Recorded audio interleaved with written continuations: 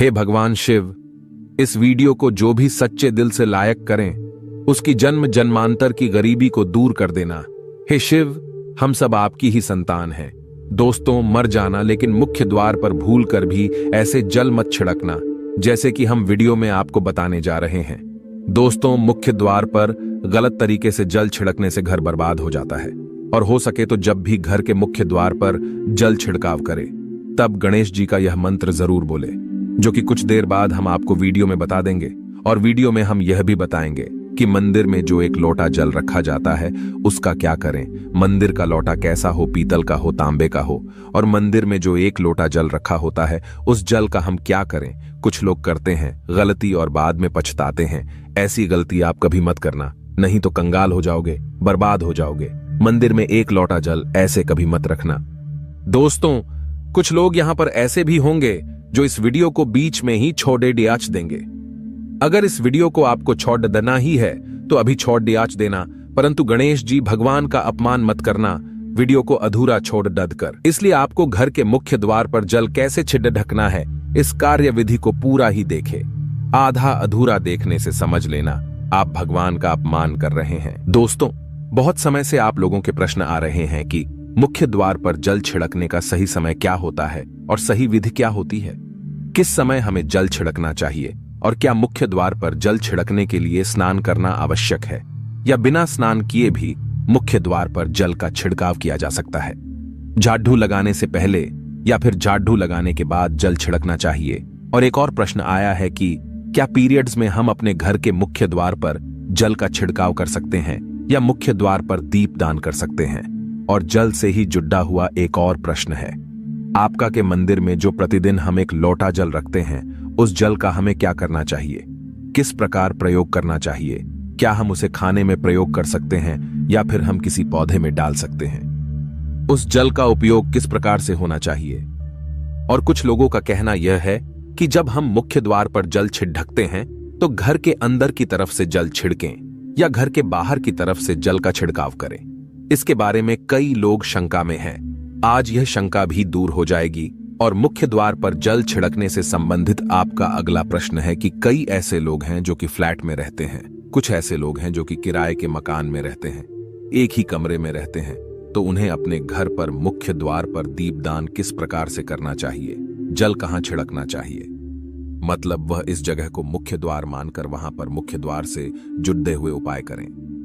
तो आज की वीडियो पूरी तरह से आपके प्रश्नों पर ही आधारित है। मुख्य द्वार पर जल ढकने का सही समय क्या होता है और सही विधि क्या होती है। तो देखिए, अगर आप मुख्य द्वार पर जल छिड़कते हैं तो आपको ध्यान रखना है कि जल आप एक दिन पहले ही, मतलब रात को सोने से पहले एक पात्र में कोई भी आप पात्र ले सकते हैं। जैसे कि आप एक तांबे का भी पात्र ले सकते हैं। तांबे का ना हो तो आप पीतल का ले सकते हैं, स्टील का ले सकते हैं, चांदी का ले सकते हैं, जो भी पात्र आपके पास उपलब्ध हो। एक लोटे में थोड़ा सा गंगा जल डाल दीजिए और उसके ऊपर शुद्ध जल भर दीजिए। और हां, गंगा जल ना हो तो भी परेशान होने की आवश्यकता नहीं है। सिर्फ शुद्ध जल से भी आप पात्र को भर सकते हैं और उस जल से भरे पात्र को अपने घर की रसोई में रख दीजिए। अब जैसे कि आप अगले दिन सुबह उठकर इस जल का छिड़काव अपने घर के मुख्य द्वार पर करेंगे। अब बहुत से भक्तों के प्रश्न आए हैं कि क्या हम स्नान से पहले यह जल छिड़क सकते हैं या फिर स्नान करना आवश्यक है। देखिए, मुख्य द्वार पर जो सुबह सवेरे सबसे पहले जल छिड़का जाता है, जैसे कि जो रसोई में रखा हुआ जल होता है, यह एक तरीके से उपाय के तौर पर किया जाता है। दोस्तों, घर में किसी भी प्रकार की परेशानी हो, किसी भी प्रकार के दुख दर्द रहता हो, गरीबी हो या फिर कलह क्लेश बहुत अधिक रहता है, मतलब किसी भी प्रकार की नकारात्मक ऊर्जा से आप परेशान हैं, बहुत समय से परेशानियों में ही घिरे हुए हैं, तो ऐसे में घर की रसोई में रखा जाता है और यही जल घर के मुख्य द्वार पर सुबह उठकर छिड़का जाता है। इस जल के छिड़काव से आपके घर की कोई भी परेशानी हो बहुत शीघ्र समाप्त हो जाती है। इस उपाय को करने से आपके घर में सुख समृद्धि भी आती है, कलह क्लेश से भी मुक्ति मिलती है, बीमारियों से भी मुक्ति मिलती है। मतलब देखिए, किसी भी प्रकार की मानसिक परेशानी हो, शारीरिक परेशानी हो, आर्थिक तंगी हो या आपके घर में कोई वास्तु दोष हो, किसी भी प्रकार का ग्रह दोष हो, जैसे कि कई बार ऐसा होता है कि कई लोगों के ऊपर कई प्रकार के बुरे ग्रह दोषों का प्रभाव होता है, जिसकी वजह से घर में परेशानियां हमेशा बनी रहती है। तो ग्रह दोषों के प्रभाव से भी आपको मुक्ति मिलती है। वास्तु दोष और पितृ दोष भी समाप्त होता है। इसके साथ ही जैसे कि बहुत से लोगों के प्रश्न होते हैं कि उनके ऊपर किसी ने कुछ कर करा दिया है, उनके परिवार में किसी भी प्रकार की पहले कोई परेशानी नहीं थी, लेकिन अभी कुछ समय से परेशानियां लगातार आती ही जा रही हैं और कोई रास्ता नहीं मिल रहा है। परेशानी से निकालने का तो किसी के भी किए कराए तंत्र मंत्र का प्रभाव हो, किसी की बुरी नजर का प्रभाव हो, तो भी आपके इस उपाय से मतलब इस एक लोटा जल से आपकी परेशानी स्वतः ही कुछ दिनों में समाप्त हो जाती है। तो यह घर की सभी परेशानियों से मुक्ति पाने का रामबाण और सबसे सरल, सबसे आसान उपाय होता है जो हमारे शास्त्रों में वर्णित है। तो आप अपने घर की रसोई में एक लोटा जल रखें, रात में भरकर और प्रातःकाल जल्दी उठकर उसी जल से अपने घर के मुख्य द्वार पर छिड़काव कीजिए। अब जैसे कि बहुत से लोगों के प्रश्न आते हैं कि यह जल हमें किस समय अपने घर के मुख्य द्वार पर छिड़कना चाहिए, तो देखिए, सुबह सूर्योदय होने से पहले इस जल का छिड़काव आपके घर के मुख्य द्वार पर हो जाना चाहिए। आप चाहें इसके बाद आप शुद्ध जल से मतलब किसी भी दूसरे जल से अपने घर के मुख्य द्वार को धोते हैं तो कोई समस्या नहीं है, लेकिन इस जल का छिड़काव घर के मुख्य द्वार पर सूर्योदय होने से पहले हो जाना चाहिए। अब दोस्तों, जैसे आपका अगला प्रश्न है कि क्या हमें स्नान करके इस जल का छिड़काव अपने घर के मुख्य द्वार पर करना चाहिए या फिर बिना स्नान किए भी कर सकते हैं? देखिए, ये जो हम जल छिड़कते हैं मतलब यह एक उपाय होता है, तो इसे हम स्नान करने के बाद नहीं करते हैं। सुबह जल्दी उठते हैं और उठकर सबसे पहले घर की रसोई में जाएंगे। उसके बाद उस जल को लेकर आप घर के मुख्य द्वार पर जाएंगे। मुख्य द्वार खोलकर मतलब मेन गेट खोल दीजिए और उसके बाद मुख्य द्वार पर इसी जल का छिंटा दीजिए, छिड़काव कर दीजिए। और जल का छिड़काव करते समय अपने पितरों का ध्यान कीजिए, मां लक्ष्मी का ध्यान कीजिए, क्योंकि कहा जाता है कि सुबह सुबह मां लक्ष्मी प्रत्येक द्वार पर आती है, सबके द्वार पर आती है। जिनके भी द्वार खुले होते हैं, जिनके घर में जल का छिड़काव मुख्य द्वार पर हुआ रहता है, उसके घर में प्रवेश कर जाती हैं। तो महालक्ष्मी का अपने मन में ध्यान कीजिए और एक तरह से प्रार्थना कीजिए, हे मां लक्ष्मी, आप मेरे घर में प्रवेश करें, मैं आपका स्वागत करने के लिए तैयार हूं। और इसके बाद अपने पितरों का ध्यान कीजिए, क्योंकि हमारे घर की दहलीज होती है, वहीं पर पितरों का वास माना जाता है। तो जब आप दहलीज पर जल के छींटे देते हैं तो आपके पितर बहुत प्रसन्न हो जाते हैं और उनका आशीर्वाद भी आपको प्राप्त होता है। तो सुबह जो आप जल छिड़के, इसके लिए स्नान करने की आवश्यकता नहीं है, बिना स्नान किए भी कर सकते हैं। दोस्तों, वीडियो में आगे बढ़ने से पहले आपसे छोटा सा निवेदन है कि कमेंट बॉक्स में जय मां लक्ष्मी अवश्य लिखें। महालक्ष्मी जी, जो भी भक्त इस वीडियो को देख रहा है उसके घर में सुख समृद्धि आए, उसके घर में कोई भी परेशानी नहीं आए और पूरा परिवार सुख शांति से अपना जीवन यापन करें।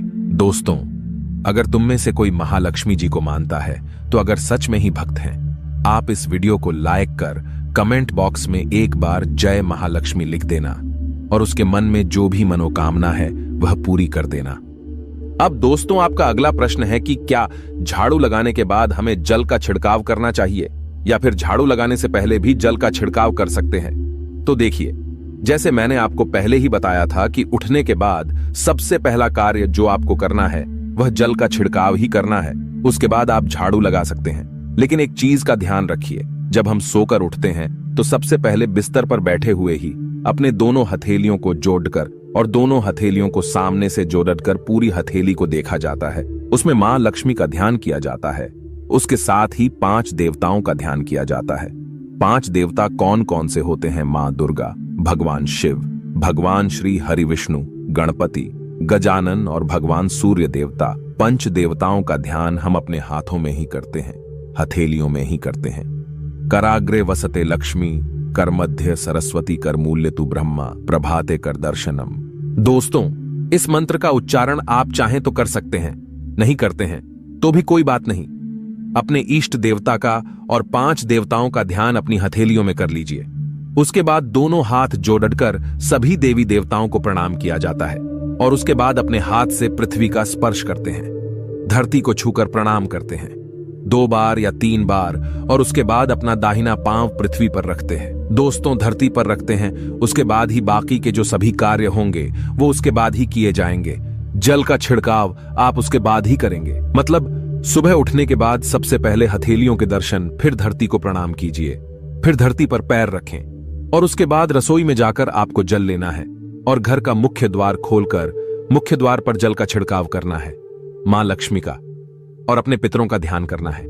उसके बाद आप अपने घर में आ जाएंगे और उसके बाद जो भी आपकी रूटीन वर्क होते हैं, मतलब झाड़ू लगाएंगे या फिर आप स्नान करेंगे, ये सभी कार्य उसके बाद किए जाएंगे। और अब जैसे कि कई लोगों के प्रश्न आते हैं कि जब हम जल का छिड़काव करते हैं, क्या उसी समय हम घर के मुख्य द्वार पर झाड़ू लगाकर और पानी डालकर क्या हम मुख्य द्वार की अच्छे से सफाई कर सकते हैं? जी हां, बिल्कुल कर सकते हैं। पहले आप जो रसोई में रखा हुआ जल है, उस जल का छिड़काव कर दीजिए।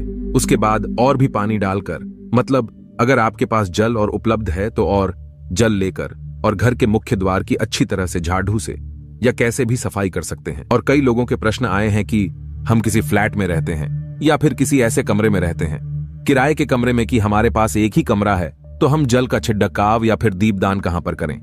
किसे हम अपना मुख्य द्वार माने देखिए, जो आपका अपना कमरा है या फिर जो फ्लैट है आपका, जहां पर आपका नेम प्लेट लगा हुआ है, आप उसी स्थान पर दीपदान करेंगे और उसी स्थान पर आपको जल का छिड़काव करना है। मतलब जहां पर अगर एक ही कमरे का मकान है तो आपके कमरे का दरवाजा है, वहीं पर आपको थोड़ा सा जल छिड़कना है और वहीं पर आप दीपदान भी करेंगे, जो कि मुख्य द्वार से जुड़े हुए उपाय होते हैं। वो आप अपने घर के, मतलब जो अपना कमरा है, उसके बिल्कुल दरवाजे के पास ही करेंगे।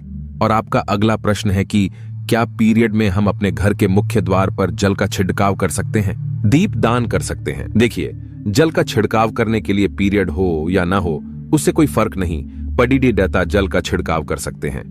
रही बात दीपदान की, तो दीपदान देखिए कार्मिक पूजा में आ जाता है, और कार्मिक पूजा हम बिना शुद्ध हुए नहीं कर सकते हैं, मतलब पीरियड समाप्त होने के बाद ही आप कर सकते हैं। दोस्तों, बाकी जल का छिड़काव आप कभी भी कर सकते हैं, पीरियड्स में भी कर सकते हैं, कोई समस्या नहीं है। और अब आपका प्रश्न है कि क्या मंदिर में जो हम जल रखते हैं, क्या वो रखना जरूरी है, और अगर हम रखते हैं तो उस जल का क्या करें? देखिए, मंदिर में जल रखना बहुत आवश्यक है। जल एक ऐसी चीज होती है जिसमें सभी प्रकार की जो एनर्जी होती है ऑब्जर्व हो जाती है। तो जो हम पूजा पाठ करते हैं, मंत्रों का जप करते हैं या वहां पर प्रार्थना करते हैं, जो भी हमारे अपने मन की कामना भी कहते हैं, भगवान से तो सभी चीजें उस जल में समाहित हो जाती हैं। इसलिए पूजा करने से पहले घर के मंदिर में एक लोटा जल रखा जाता है और उसके बाद दीपदान, मतलब एक दीपक प्रज्वलित कर दिया जाता है। यह अग्नि और जल का एक तरह से बैलेंस भी हो जाता है, और इसलिए शास्त्रों के अनुसार घर के मंदिर में एक लोटा जल भी हमेशा होना चाहिए और दीपक भी प्रज्वलित करना चाहिए। तो अब इस जल का करना क्या चाहिए? देखिए, जब हम जल रखते हैं, सुबह की पूजा में रखते हैं, मतलब सुबह जो हम पूजा करते हैं, प्रातःकालीन पूजा, उस समय जल रखा जाता है और वह जल हम अगले दिन उठते हैं, मतलब जब आप अगले दिन पूजा करने जाते हैं, दोस्तों, स्नान इत्यादि करने के बाद तो आप उस जल को उठाते हैं। सबसे पहले तो उस जल का प्रयोग सुन लीजिए। आप अपने घर के सारे कमरों में, मतलब पूरे घर में उस जल का छिड़काव करते हैं, तो इससे आपके घर का शुद्धिकरण हो जाता है, क्योंकि वह बहुत ही पॉजिटिव एनर्जी से भरा हुआ जल होता है। इससे कई बीमारी स्वतः ही दूर हो जाती है। उस जल का छिड़काव करने से किसी भी प्रकार की नकारात्मक ऊर्जा का प्रवेश आपके घर में नहीं होता। किसी भी प्रकार की परेशानी आपके घर में हो, अगर आप नियमित तौर पर उस जल का छिड़काव करें अपने घर में, तो निश्चित ही आप परेशानियों से मुक्ति पा जाते हैं। किसी के कर तंत्र मंत्र के प्रभाव से मुक्ति पा जाते हैं।